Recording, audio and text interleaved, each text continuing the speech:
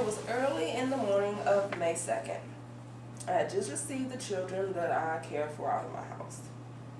I was tired due to the fact that my uncle had kept me up all night being ornery, as usual. He was a lovable, at times, older man who had a stroke which had led to dementia.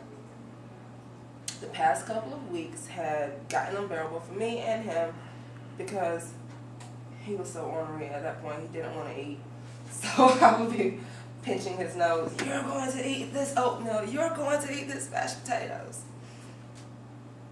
That night before, I told him that it would be a cold day in hell before I came back in that room to fuss with him. I opened the door to bring him his SpongeBob SquarePants cup, and I could tell. He was gone. Instantly, I panicked and said, "What do I do?" I called 911 is what my cousin said. So this is going to be in honor of Officer Sylvius, the police officer who was my first responder on that day. Growing up, I was taught not to talk to the police. The police arrest people, they harass you, they give you tickets. Don't be friendly with the police, that's a snitch. May 2nd changed that for me for everything. Sometimes they really do serve and protect. When Officer Sylvius came to my building that day, he did what nobody else around me could do. He instantly calmed me and he kept me on focus to do what needed to be done. He told me no one had the blame. And I just knew that I was going to have an issue because this man had died in my home. And they're going to come and investigate. And oh no, the man passed. I'm going to go to jail in front of these kids because he's died. No one's to blame, he said. Don't you think he would have been happier to die at home than in a hospital?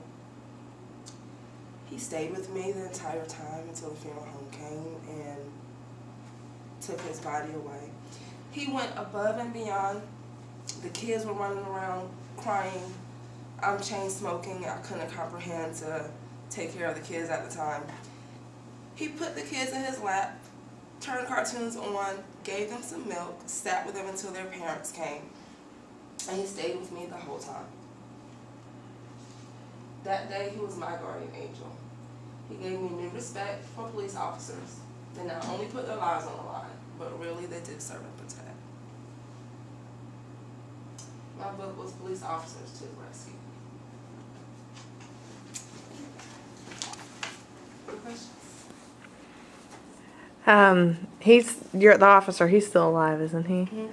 Where does he currently reside in? He's in Raleigh. Jurisdiction. And actually, what's funny is I looked his card up when I was trying to figure out who I was going to do the speech on, and I called him and told him thank you because I don't think I ever really told him, thank you. You really did do me a service.